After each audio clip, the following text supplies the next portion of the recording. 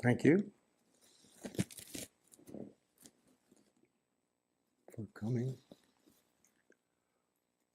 for bringing everything that you bring.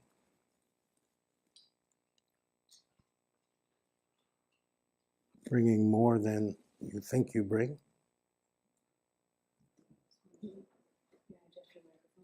Mm-hmm. Thank you.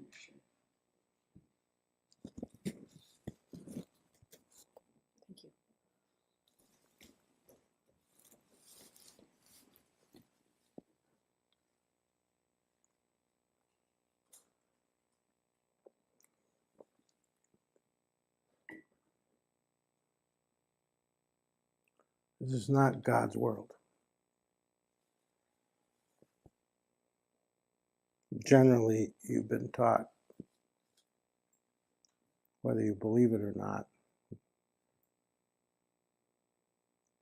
whether you're an atheist or a Christian or a Jew or anything, generally people imbibe the idea that this is God's world or God created the world. The way a builder builds a house, the way a painter paints a picture, the way a carpenter makes a table. What you think of creating is applied to the notion of what you experience that you refer to or are taught to refer to as the world. And you're taught that it's God's world because God created it, which includes usually, and at the very least implies, a kind of dollhouse view of things. In other words, it's a big stage, it's a big arena, and you're one of the players. And they're different teams. And you're on one team or another. And so you become insignificant. It's one big chess game. And some people are kings, and some people are queens, and some people are pawns. Some people are knights, some people are bishops. But you usually, the most common player, the most players are the pawns. So usually you're a pawn. And you're vying for power, position, prestige, wealth, nice things, pleasure, good life, whatever the notion is, whatever the idea is. So this is a very demeaning view of life. It's not God's world. God doesn't need a world. It doesn't mean that God isn't in everything. It doesn't mean that everything isn't God. All is one is the actual truth. So of course, if that's literally the truth, if that's literally the only accurate factual statement that can be made, then the world itself is God, you're God, everything is God. We're not negating that. We're not saying that's not so. This is about attitude and how you're taught to see, how you're taught to experience, how you're taught to apprehend things. What's the meaning of things? How do things work?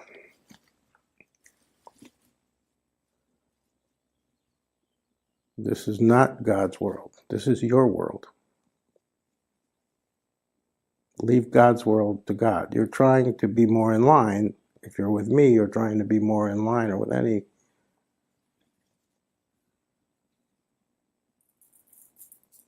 association that's trying to assist anyone who wants to move forward spiritually. You're trying to move in a way that puts you more in line with God's way. And you could call that God's world if you choose. It isn't a different world. But this is not God's world. This is your world. So imagine if you were not from early on taught that this is God's world in some form. It doesn't have to be in those words, but that's the idea. God set the stage. God made the stage. And he made all these little figurines that are they put on to do the different, say the lines and act out the play. What if you weren't taught that? It's God's world teaching. What if you were taught it's your world? You'd have a very different view of things. You'd have a very different sense of empowerment. You'd have a very different sense of responsibility. You'd have a totally different view of what a human being is and who and what you are. You wouldn't fall into the notion that you're a pawn. If it's your world, you have a definite and significant relationship with it and place in it. You're not just a pawn. The same way every thread in a tapestry is significant because it relates directly to every other thread. Take out one and the others start to loosen, change position, unravel, become different. The picture changes. Take out one piece from a puzzle and it's not the same. So it's your world because you are here non-accidentally. You are here to fulfill your you-ness. You are here to fulfill a very specific purpose that is unique to your living status. You're here to live in the reality that you create. That's why it's not God's world, it's your world, because you create your reality. There's no question. That's indisputable. There's many arguments you could make why it isn't true or wouldn't be true, but it just happens to be true. We don't perceive it that way generally, but a big part of why we don't perceive it that way is because we're taught that this is God's world and we're players on God's stage. And that holds you back, holds you down, and defines you as small. And as far as existence is concerned, you're not small. You are equal to existence. You are equal to a blade of grass, if you want to take the humble approach. A blade of grass. You are not superior to a blade of grass. That's the humble approach.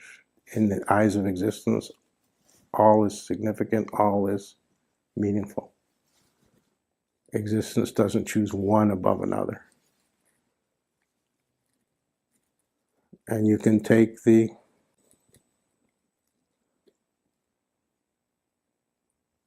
opposite approach of everybody is completely necessary, needed, significant, and vital and irreplaceable. Both are true. Every blade of grass is that too. Every death is a diminishment of the entire existence. And every birth is a celebration of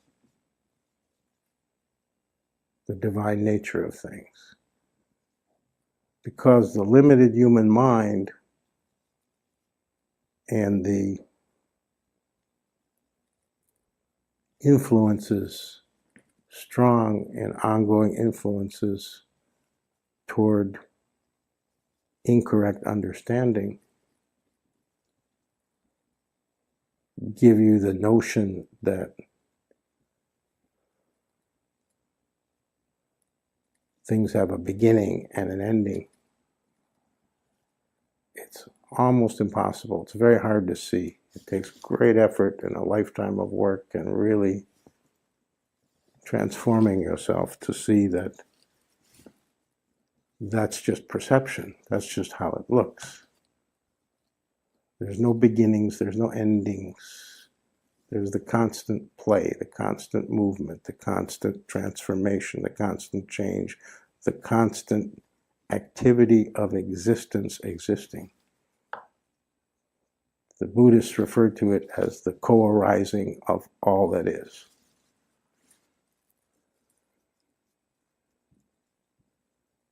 But you think of it, and you've been taught to think of it in terms of birth and death. But it's easy to see how that makes no sense. Because where do you begin? The big argument with fundamentalist Christians, among fundamentalist Christians, and toward the rest of the world is, well, life begins at conception, not at birth. What about before that? Before that, there were your parents, and before them, there were their parents, and back and back and back and back. You can go back millions of years. Does it make any more sense to say you begin at conception than to say you began millions of years ago? Because all that genetic progression led to you. You can't break that chain in the slightest way without you disappearing or you being something completely different than what you are. You are an exact product of a long chain. And before there were human beings, what about that? There was still genetic whatever. Don't you go back that far? And before there was genetic anything, don't you go back to that too? So to say, well, I was born in 1966 or 1975 or 1929 or 2000 is almost a ridiculous statement.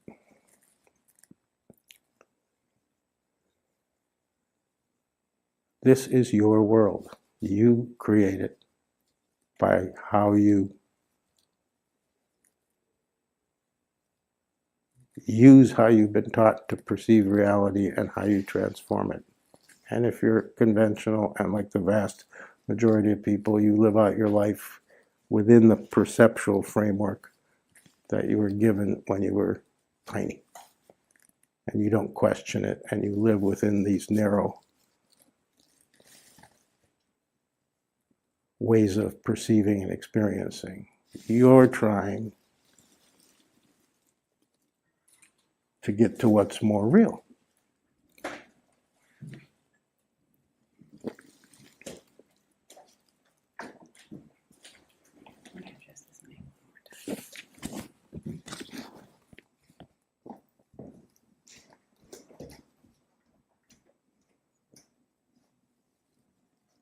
So you have to expand your view to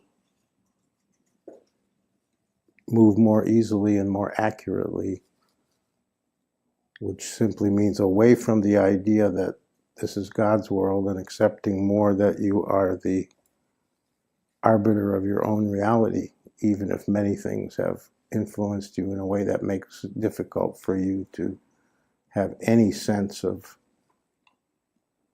agency, any sense that you can make something this way or that way by your attitude or by your response or by your choices.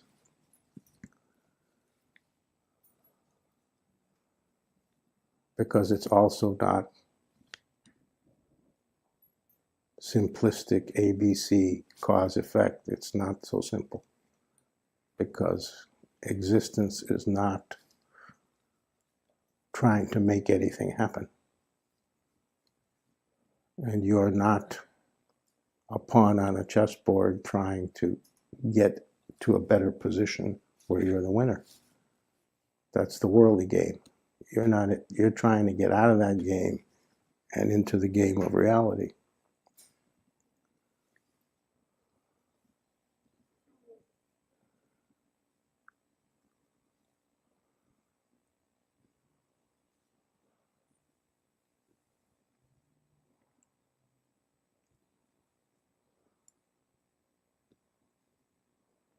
So if you were taught from the beginning that this is your world, not God's world,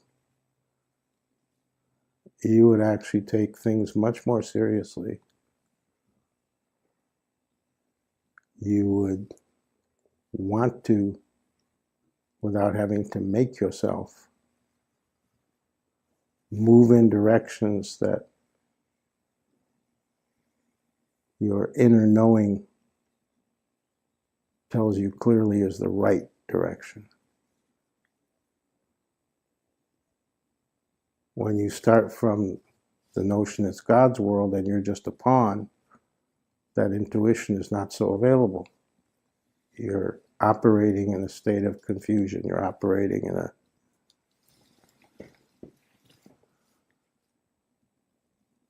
position of it's hard to see because it's kind of dark. There's not enough light to make out what's going on.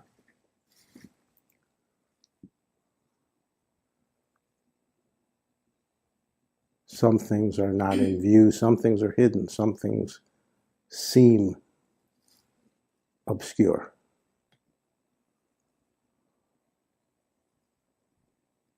If it were God's world, or another way of saying it, in God's world, none of that's the case. Nothing is obscure.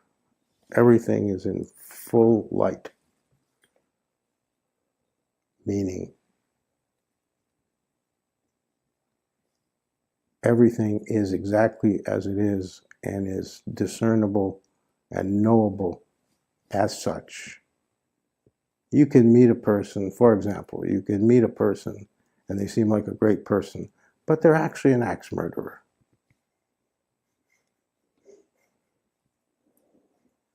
This happens in your world. You could meet a person who seems like they have nothing going for them, and they're actually a fantastic person who helps the whole world. But you can't see that. That happens in your world. It does not happen in God's world. In God's world, everything is exactly as it appears. So if a person is bad, that badness is apparent. If a person is good, that goodness is apparent. Nobody is fooling anybody. In this world, in your world, in the world of illusion, in the shadow, this is the shadow of reality. Your world is the shadow of the real world. Things aren't always what they seem to be. But in the full light of day, in the real world, everything can only be what it appears to be. A bad person can't pretend to be good and get away with it because the badness is as visible as the nose on your face.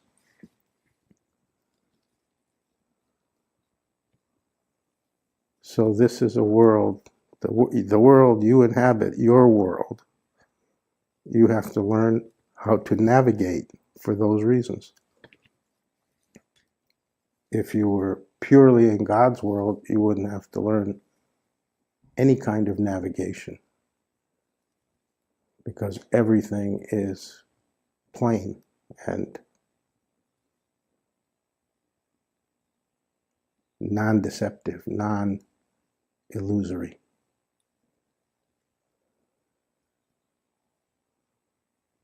Not based on image. Remember, God does not have an image. This is also confusing because you're taught that you're made in God's image. That's 1,000% true. But God doesn't have an image. Don't let that confuse you into a corollary thought, well, that means God has an image. How can God have an image? If God is the totality, if all is one, how can there be an image? Because there has to be a separation for there to be an image. There has to be someone perceiving an image. If all is one, image, and that's the divine actuality, there can't be a separate image of that. Image means separate. There can't be a separate image. That doesn't mean don't have an image of God if it helps you to have an image, but understand that God is imageless. You can use practicalities to move forward without having to be fooled that they're somehow the truth. The truth cannot be put into a neat set of facts, words, or explanations.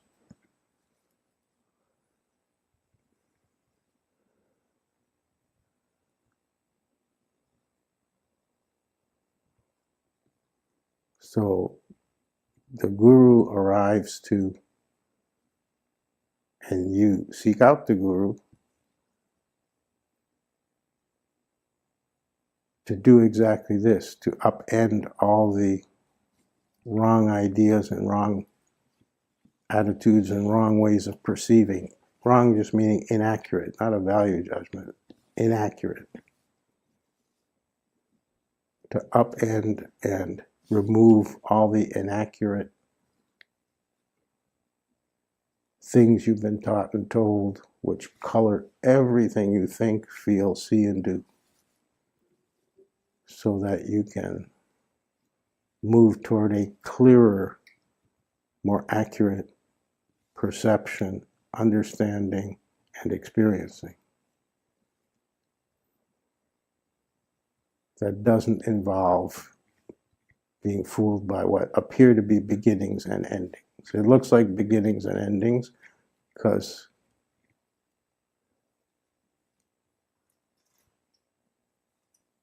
we start from the wrong idea of things.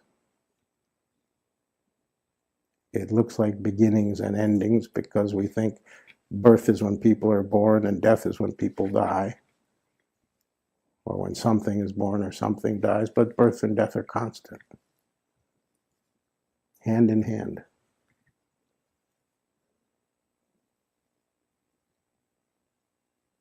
Beginnings and endings is a misperception.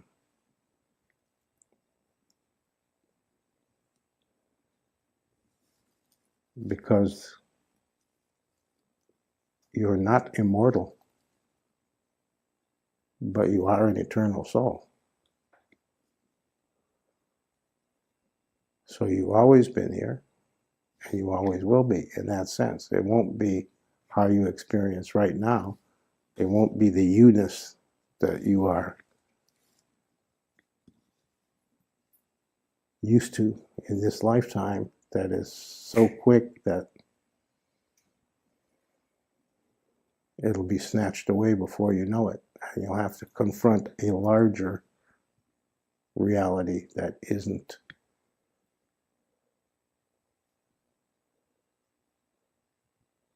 turned in on itself.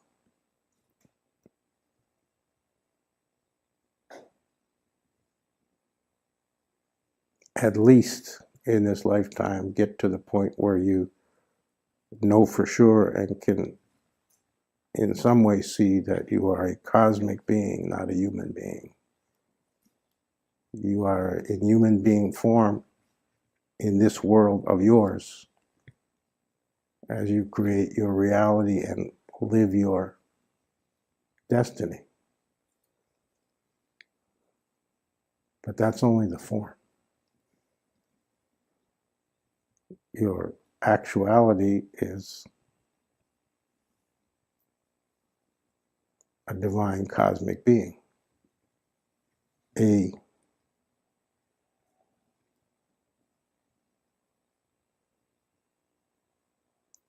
representative of existence itself, a representation of existence itself, a representation of the divine itself in the image of God. That's what you are made in the image of God, the biblical statement means. It means you represent the whole. And you represent the divine itself. Not represent, you are a facsimile. You are the tangible, in human form, tangible aspect. You have weight and shape and volume and can do stuff.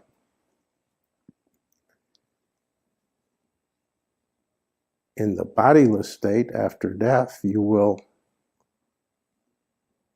experience yourself more as the cosmic being you are, but that doesn't mean you'll recognize it for what it is. You'll perceive whatever you perceive, and you'll experience whatever you experience. But it's best to, on this planet, as a human being, as you in this lifetime, go as fast and as far as you can into the understanding that you are operating in ways that are gigantic and you're not aware of them. You are multidimensional. The material dimension, the bodily dimension,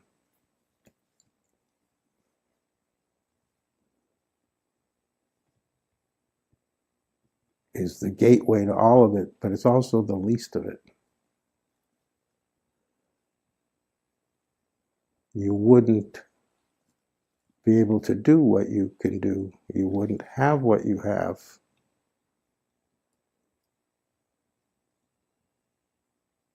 if it weren't for those other dimensions that you are completely not aware of, that more expanded conscious beings than us are capable of being aware of. It starts somewhere else in a larger, broader dimension. You do it, and then it gets experienced here instantly. It's not time bound.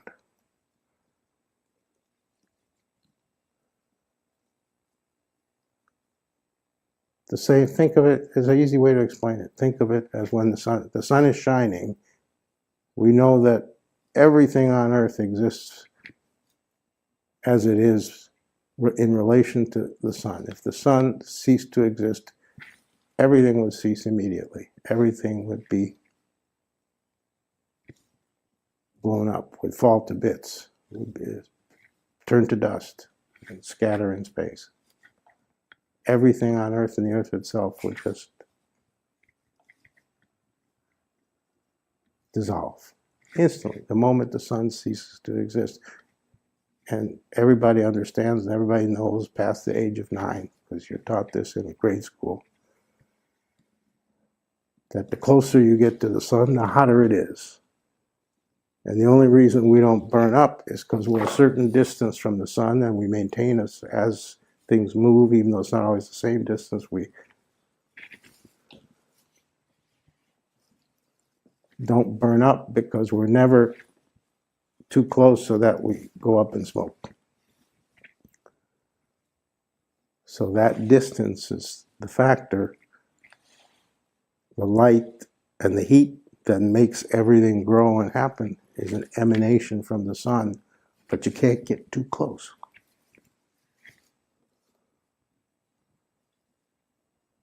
So your world, you can think of it this way. It's not literal, but you can, to help understand. It's your world, which is an emanation of God's world. And you're trying to get closer because it doesn't burn you up and destroy you to get closer, but it does burn up and destroy everything that's false, everything that's not actual, everything that isn't existential, meaning it exists for real, because only God exists for real. So the closer you get to that sun,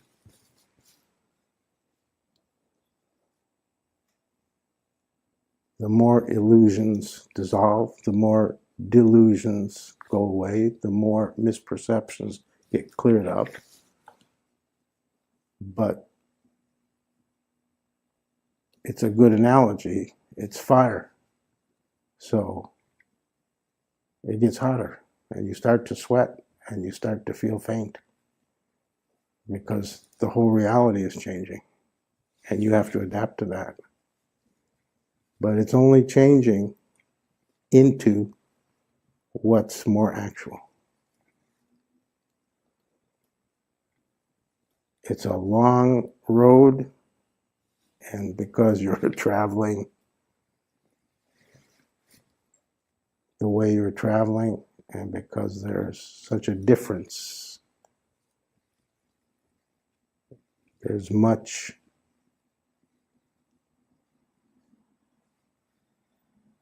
painful transformation to get further and further and further, but it's absolutely worth it.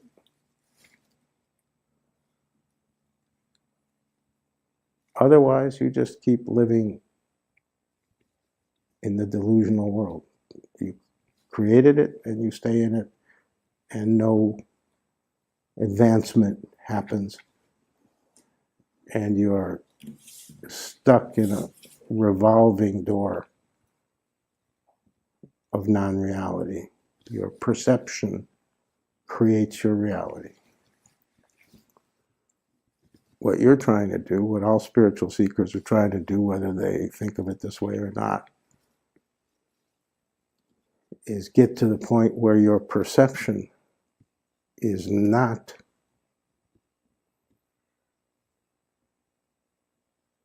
the limitation of what you know, see, and feel about reality. You're not limited by your experience. You know that something else is possible. You have seen something of the vastness, something of the great itself, even if it was just a feeling. It's so unforgettable and changes everything that you know you're not mistaken to be moving toward it. Your doubt mind cannot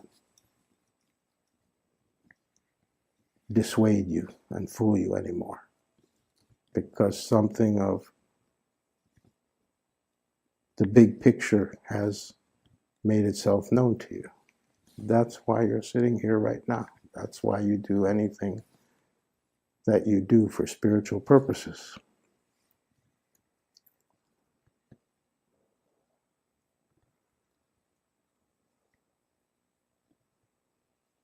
Okay, good enough.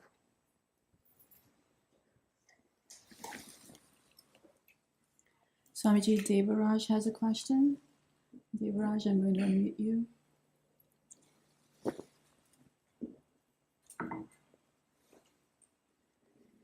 Go ahead, Devaraj.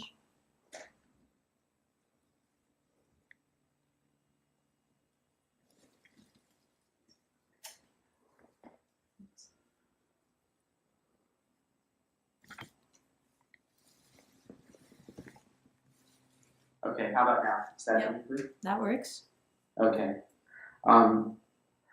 Beloved Swamiji, I've been thinking a lot lately about how I create my own reality and how I experience what I expect to experience. And I've been rereading the Mystery School curriculum, God Speaks book. That's one of the big ways. Exactly right. That's one of the big ways that human beings create their reality, through expectations. Yeah, that was in the latest Mystery School curriculum handout, and it really bowled me over, because I can see that, well, I can feel more than see, that I do only experience what I expect to experience, and how much of a limit that is, and how little I'm willing to experience something else, to be surprised by something else. And then in the Mayor Baba God Speaks book, he talks as well about how we wake up each day and we go to sleep and kind of go into the void, and then we wake up and we think there's a continuity, but it's just preservation of what our past impressions. And he talks a lot about how we create and then preserve that reality. And so I'm very excited to get beyond that, to be able to perceive more and experience something beyond just the same, as you say in the mystery school curriculum handout, the same movie over and over again. So getting to be a really boring movie.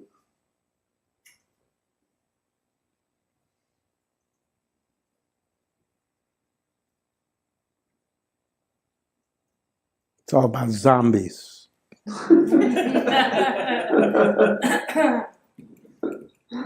That's when I realized Brad Pitt had lost his way, when he made a movie about zombies. He needs Icoda.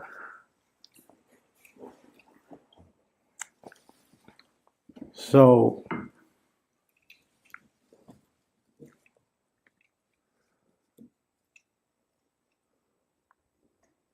expectations is based on memory.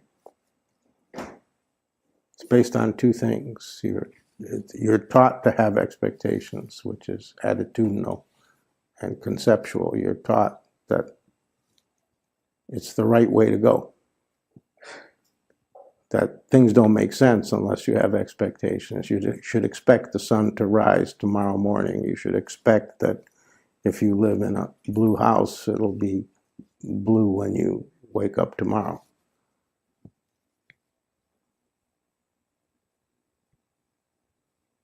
And it's absolutely true that existence has nothing to do with expectations, that that's a human mind and taught way of approaching things. You congeal yourself. When you wake up and you notice you're awake in the space of a half a second or less, you kind of congeal, without realizing that it's an activity you're doing, you congeal yourself, and very masterfully, because you're taught to do it perfectly and you've been doing it every day of your life, you pull up the whole memory bank and you operate as if that is reality, rather than your particular mental Rolodex. So yes, if you didn't do that, you would have a very different experience. And that's one very ancient practice. That's a old tantric practice from at least 5,000 years ago. Scholars will dispute that. They'll say it's 3,000, 2,500 years ago, but mystics know better than scholars. It's at least 5,000, 6,000 years old, probably more. Is to simply, when you wake up, remember to not remember. Remember to not congeal. It's a very difficult practice to learn, but if you ever take it serious and develop the knack, it's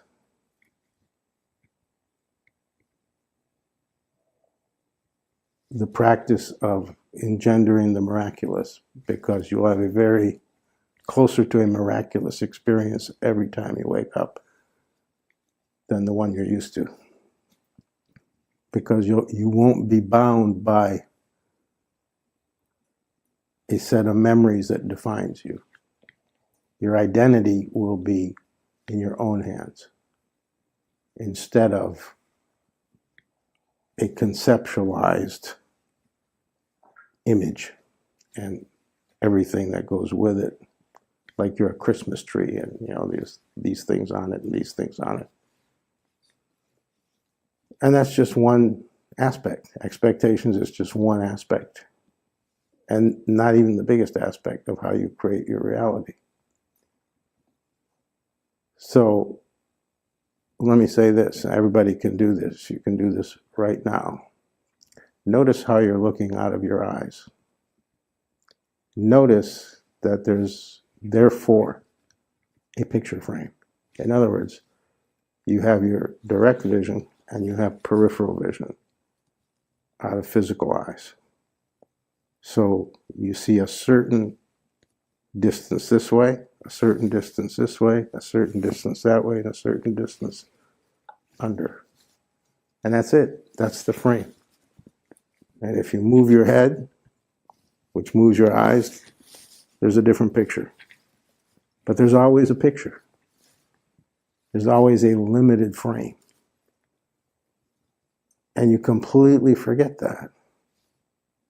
It's so ubiquitous, you're doing it every second, and nobody in conventional life or the way we're generally brought up teaches you to think beyond that so that you can, and that's another whole set of spiritual practices that certain traditions do that teach you to perceive wider, not just with your eyes, wider than your vision allows.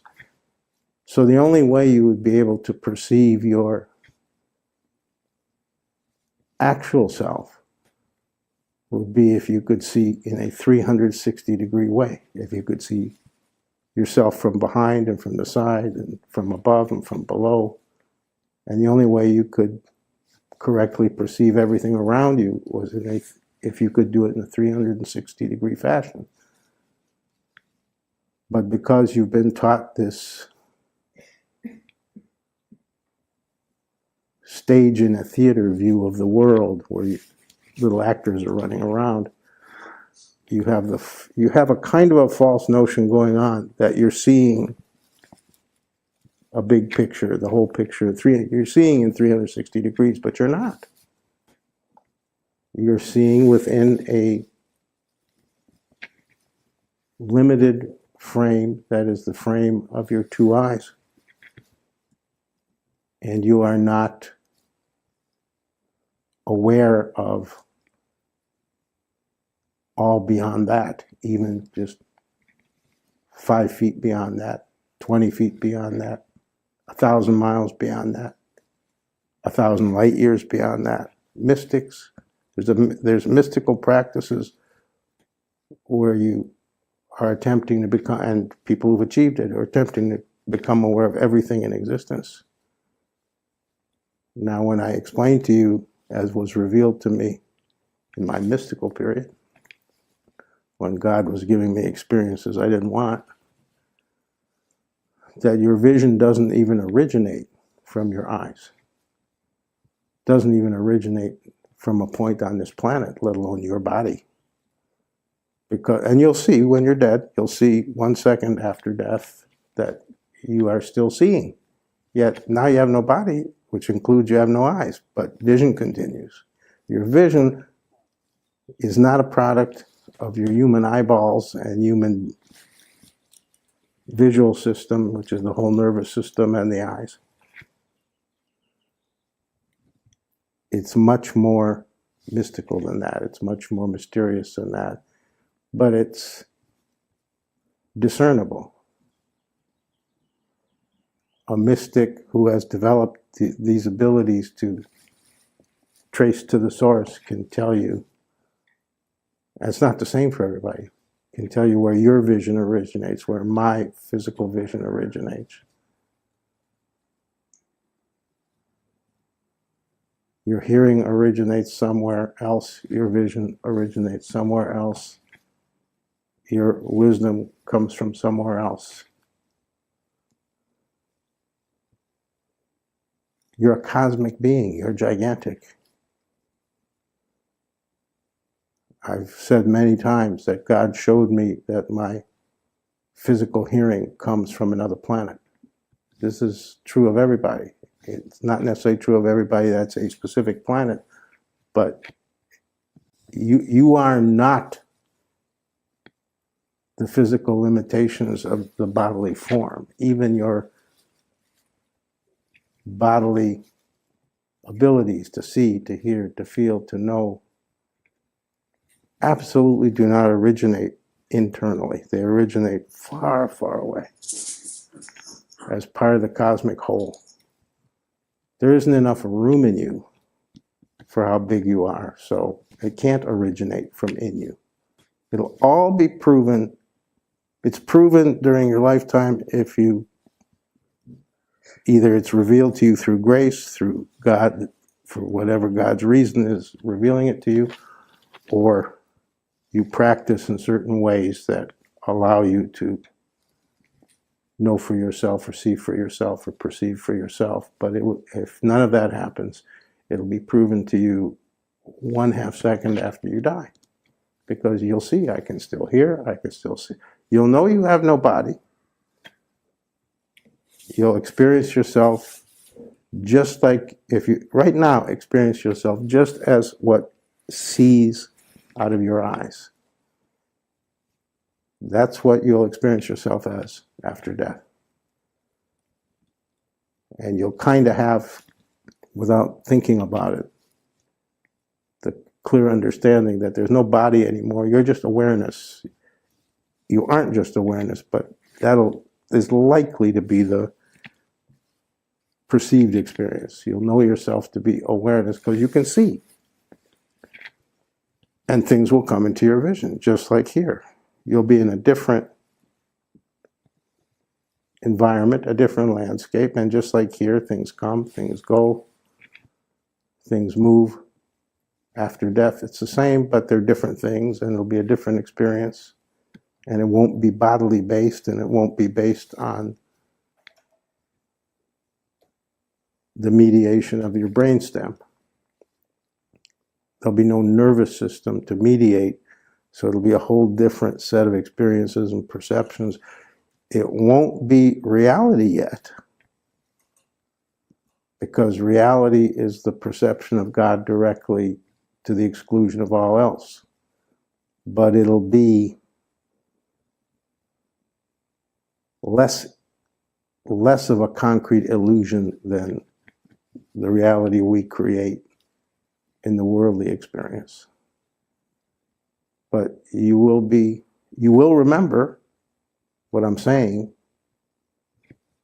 and it'll be confirmed. You'll say, wow, it's confirmed, because here I am dead, and I'm still here. And look, I can see stuff, I can hear, I'm hearing things.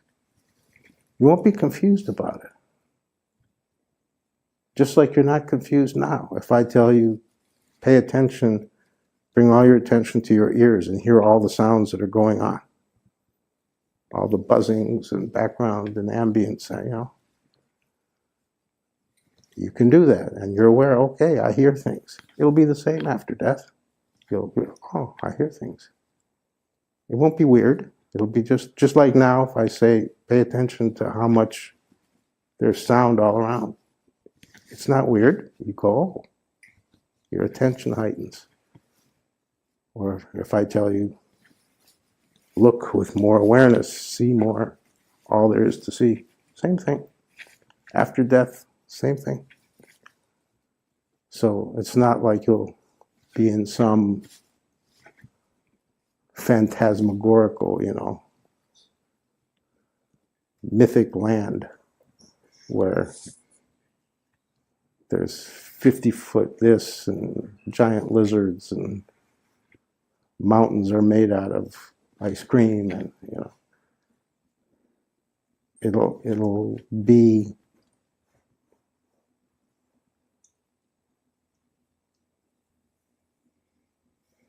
an experience you quickly and immediately start adapting to, just like you did as you became aware of yourself as a baby in the human form. The beauty of it is it'll be so different from what you're used to that you won't be able to have. It'll be very difficult. I don't know if anybody achieves it. But from what I was shown, it seems to me it would be difficult to have expectations. Because you do not have the ability to move around or close your eyes, because you don't have any eyes. So expectations kind of don't play a part the same way they do here. I don't know if that's 100% accurate, because maybe you can have expectations. I wasn't there for a long time, and it's different for everybody, and it's even different for the same person. I don't know if when I physically die, if I'll have the same experience as when God took me to the other side, kicking and screaming to show me that it's real, that you do continue. All I can surmise, it's my assumption, because I so protested. I said, don't do this to me. I didn't want to go. I was really, really scared out of my mind, terrified. But God pulled me kicking and screaming across the line.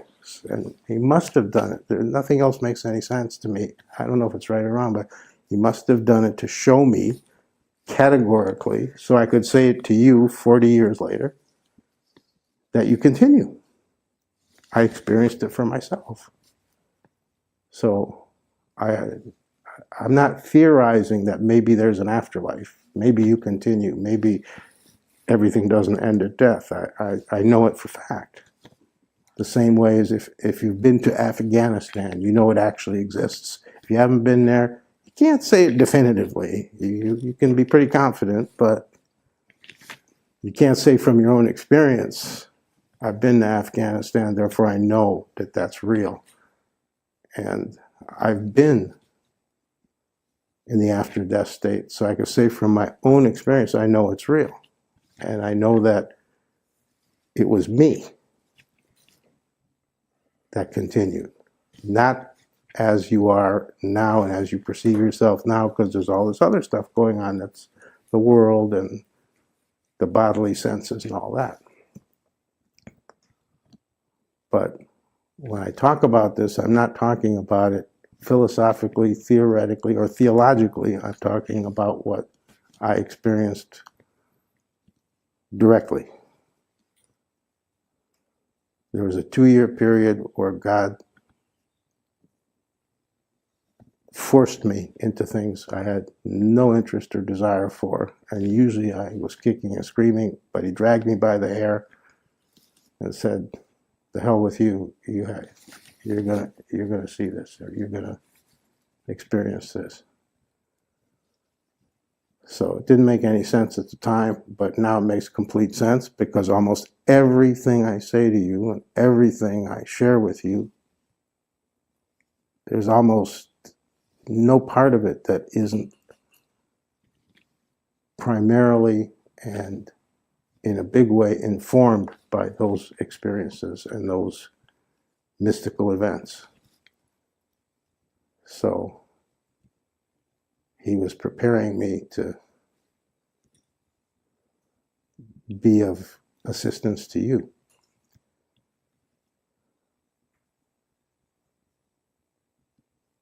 I thought he was just fucking me over.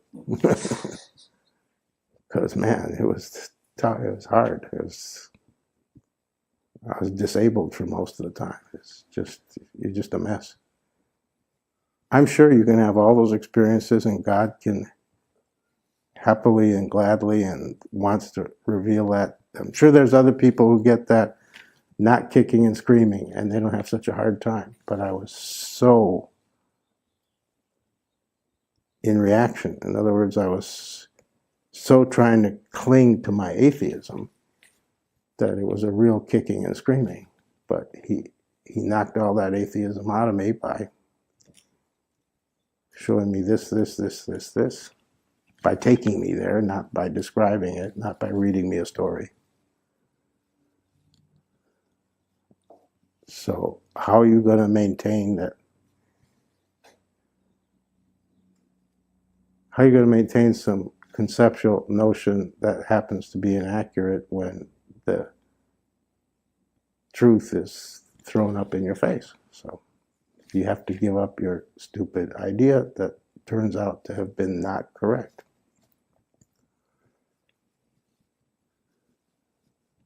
Atheism makes complete sense until God appears. Atheism is a smart way to go until the beyond taps you on the shoulder. I don't regret that I was a staunch atheist, that I thought spiritual stuff is all nonsense. I don't regret it at all, because it's the best preparation for the truth. Because you can be confident that you're not fooling yourself or making it up. It's not in your imagination what you're experiencing, because you don't believe in none of it. So how could you be creating it imaginatively? especially if you're literally kicking and screaming and saying, no, I don't want this. So I recommend atheism highly if you want to know God. It's the best beginning point. Agnosticism and atheism, but the position that says either I don't know, or the position that says it doesn't exist, you'll have to prove it. Many people start from a belief position and then they don't get to see anything real because a belief creates an expectation. So if you expect Jesus, guess who comes? Jesus. If you expect Moses, guess who comes? Moses. If you expect your brother-in-law, guess who comes? So atheism made me confident that I wasn't creating very complex and fantastic experiences for myself, that these were, and there's no question, when you have a real vision and a real mystic experience and a real divine revelation, the experience is so much more real than whatever. Think of how real it feels what you're experiencing right now, sitting here, wherever you're sitting. It is so much more real than that. It makes this seem like a really vague dream that you just know it to be so, because the reality of it proves it to you. The reality of it convinces you. It's not conceptual. So the fact that daily life at its height of more awareness, more presence, more perceptiveness, at its height, when things are the most crystal clear, on your most crystal clear day you'll ever have, it's a dark and murky thing compared to these revelations, mystical experiences, causal plane experiences, whatever you call them, whatever is the right term, and whatever the nature of it is, they're more real than this. So no human being is that stupid to doubt. I tried, but I couldn't pull it off. To doubt the real when it is thrust upon you. You can't. You just can't. If I throw a cat in your lap, you're not going to be confused. You're going to say, he threw a cat in my lap. It was, it's not going to be something you ponder. Well, maybe I imagined it. It's not like that. You get my point? It's the real reveals itself uncategorically. You don't have doubts about it. And even the things I'm talking about are not reality itself, but they're a glimpse. They're closer. So that's the joke God played on me, that he did all these things so long ago, so when I was much, much younger, just for now, so that I could sit here today and say what I'm saying. And it'll have the ring of truth, the ring of authority to you, because I'm speaking only what I know for sure, not theoretically, not philosophically, not religiously, not conceptually. You can feel it. That's part of the transmission, that I'm only operating by what I absolutely know to be so, because to do anything else is antithetical to the guru function. I can't talk to you about my opinions because that's the person. The guru doesn't have opinions. The guru is serving your spiritual desire. How would your spiritual desire be served by my opinions or my viewpoints or my attitudes? That's the human being. That's the person, not the guru function.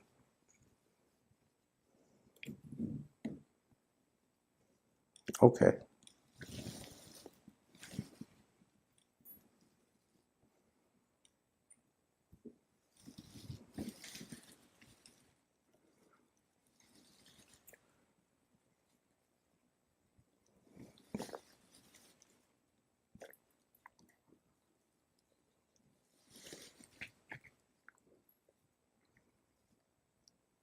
please raise your hand or let the moderator know if you have a question.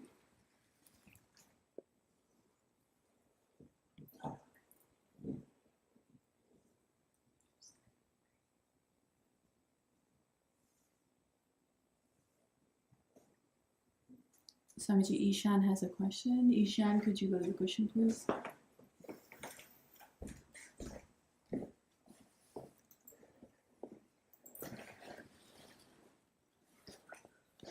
Swamiji, a while ago you told me to see how humanity is an insane asylum. And it's become very clear to me that that's the case. And how... It's another way of saying it's not God's world.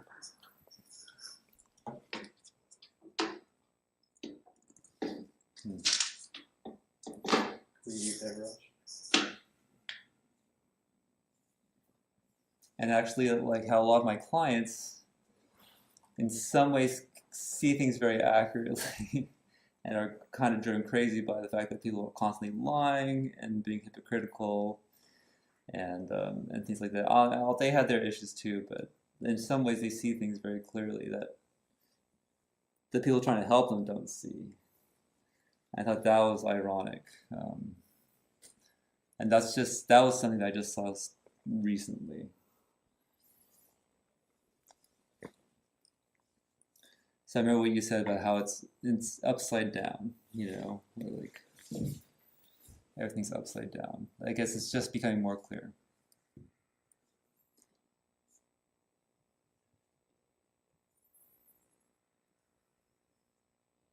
Because in the human world, the earth world, the material plane level,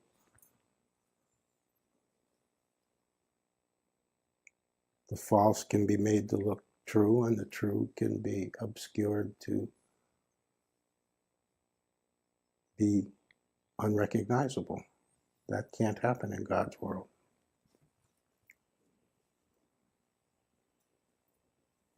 So there's always something funky going on in this world.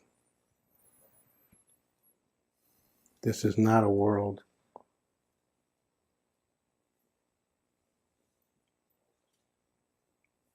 where things work. This is a world where things careen into each other.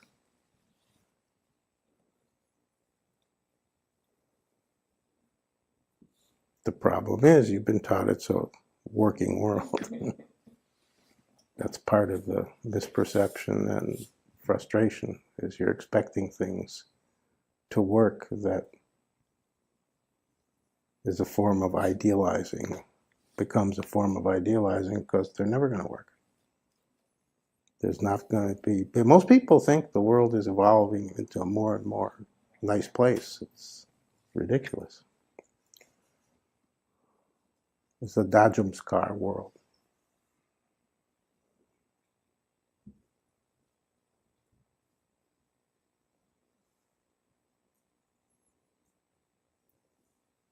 How could this be God's world with the degree of selfishness and greed and conflict that is literally everywhere?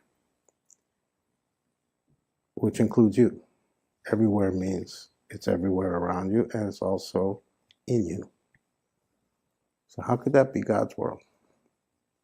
Where conflict is inevitable, where wackiness can be counted on, where lies are continuous, where truth is not valued, where reality is not recognized. How can that not be called an insane asylum? How can that be? And this is what you're taught. So don't blame conventional people for being as whack as they are, because they were taught that everything works and everything is supposed to turn out good enough, and if you do what you're supposed to do, you get rewarded. And Donald Trump, who's always been a con man, isn't supposed to become president of the United States. And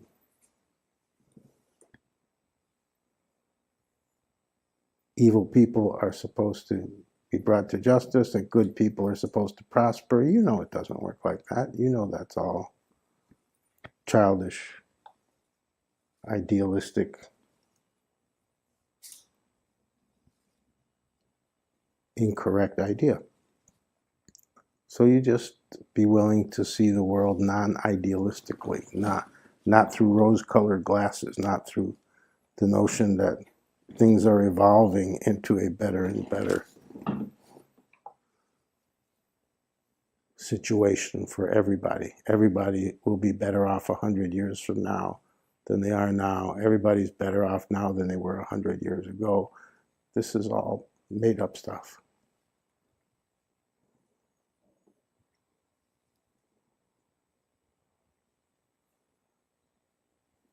You're here for such a short time. It's not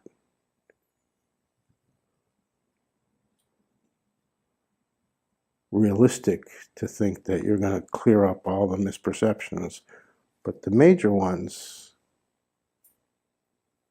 should get your full attention, and at least those should be resolved so that you're not in a position of having a ridiculous view of things. That's not your fault. That's what you're taught. That's what you're given as a child by people who don't know any better. Not because they're trying to harm you, but because they don't know themselves what the actuality is, because nobody taught them correctly either. It's only adults who can set the record straight.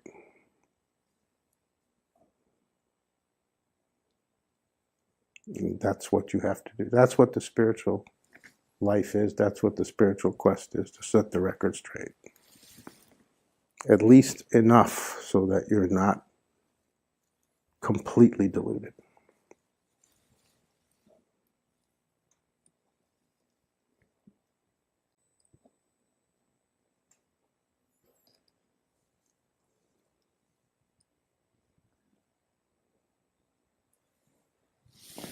And I can see how I don't know how this happened. I mean, I don't know how things became more clear over time. And yet there's still like, I can still see this lack of trust in the process, or that things, I don't know, that I'm not doing anything, you know.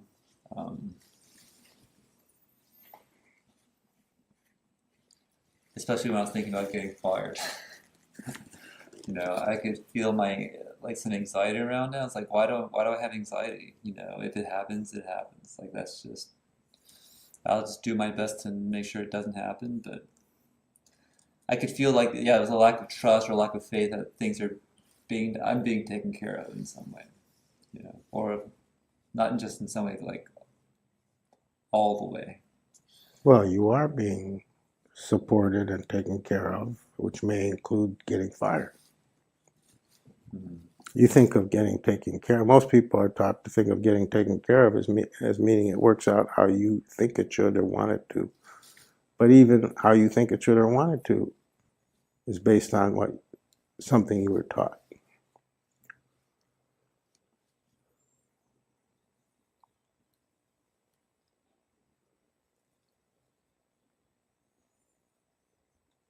It's your world. It's not God's world. So you're not being taken care of in the way a good parent takes care of a small child, but you're being supported for real, because existence itself is support itself.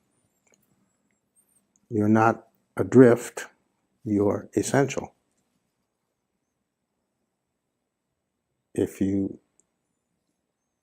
were more aware of yourself as a cosmic being, you wouldn't worry about, am I being protected, am I being taken care of?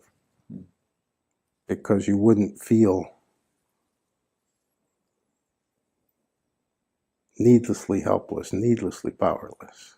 In one sense, you are helpless, you are powerless, because you didn't create yourself. But in another sense, you're a cosmic being and you have powers and abilities you're not even aware of the magnitude of.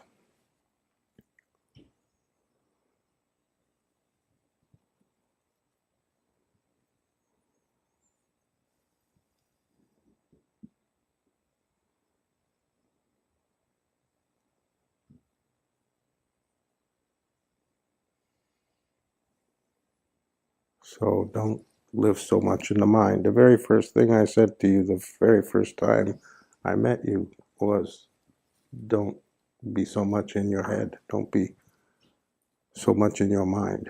Use the rest of you more. Be more in your heart. I keep saying it until you start doing it.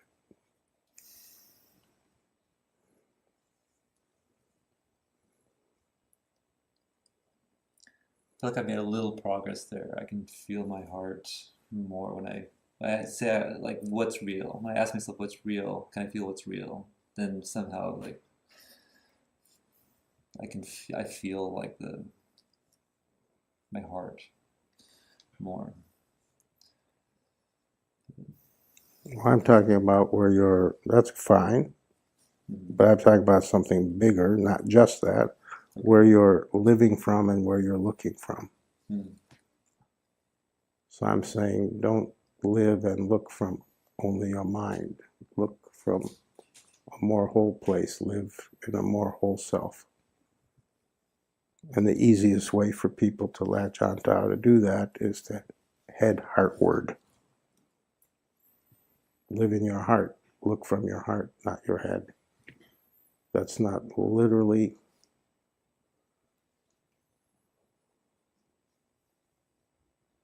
the map, but it's practical to think of it that way. Because if I just say be your whole self or live from your whole self, it's kind of abstract. It seems kind of abstract. So moving toward the heart is the right direction. But it doesn't mean only or even primarily try to feel. It's a bigger statement than that. That's, of course, part of it and significant, but I'm saying something much more, much wider.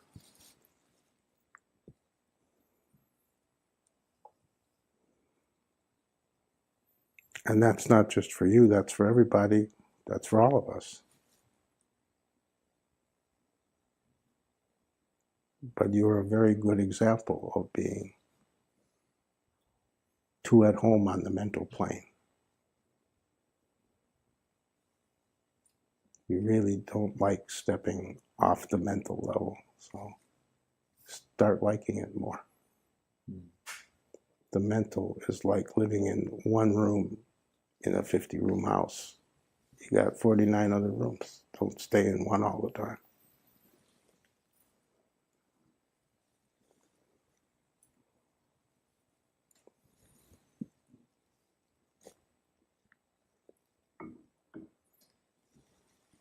Thank you for telling me that. I thought I was moving away from that, but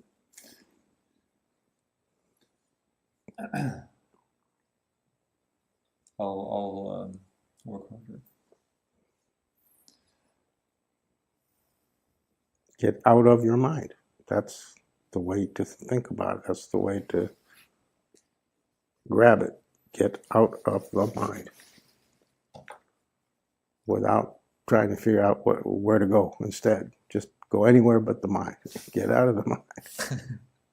Okay. Thank you.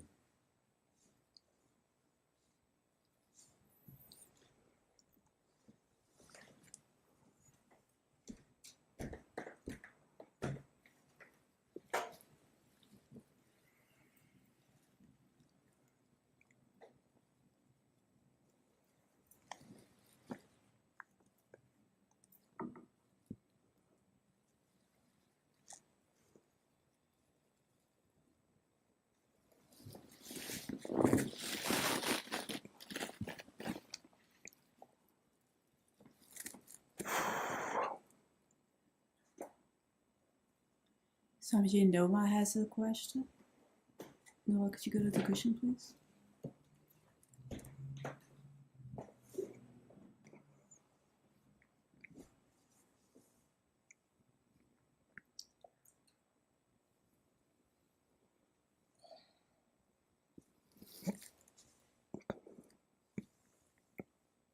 With this satsang today, I'm feeling profoundly that like nothing can be known.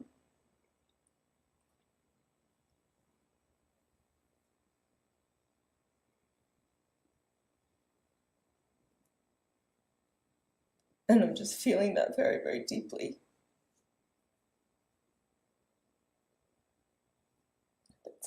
Is that a positive statement or a negative statement? Definitely not negative.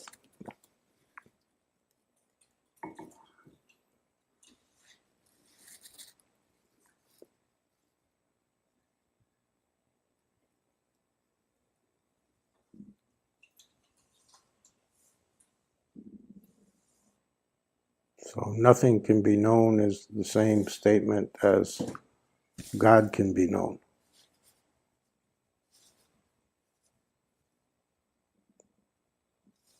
It's two different approaches.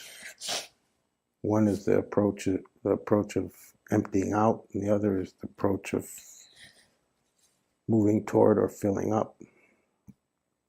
Both are the same, go to the same place, both reveal the same actualities, and both are valid ways to go.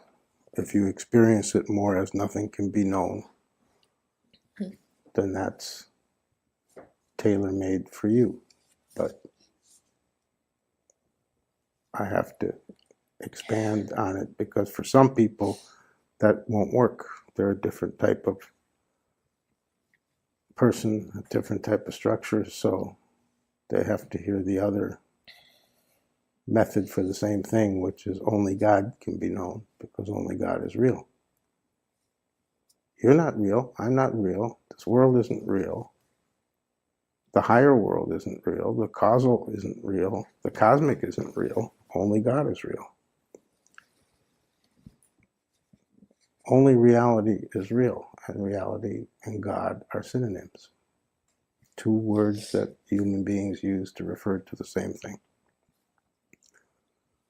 So some people can profoundly know that nothing can be known, and there's other types of people who can profoundly know God. It's going to the same place in two different directions. So you can be practical and have that knowledge, that knowing that when you feel it so profoundly that nothing can be known, that's the Godward direction. Right? That's crystal clear to you, right? Yeah. ABC. Yeah. Okay, good.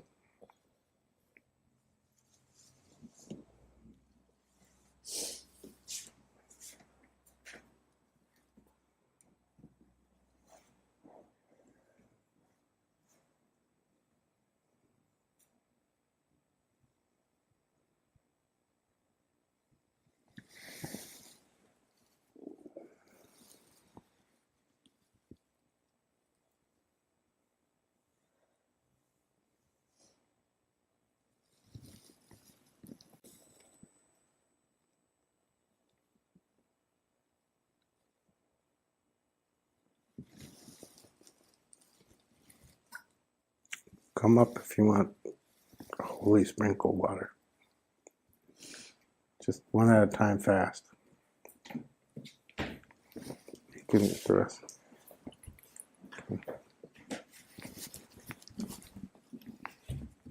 Move quick.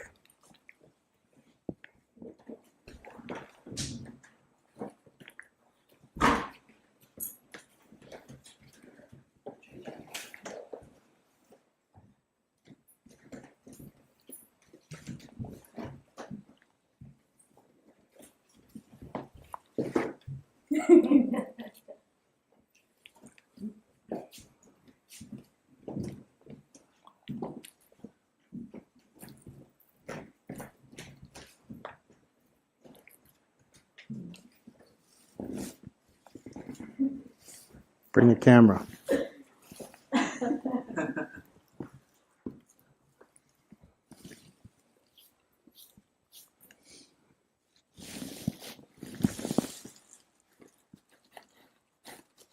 I blessed the chair.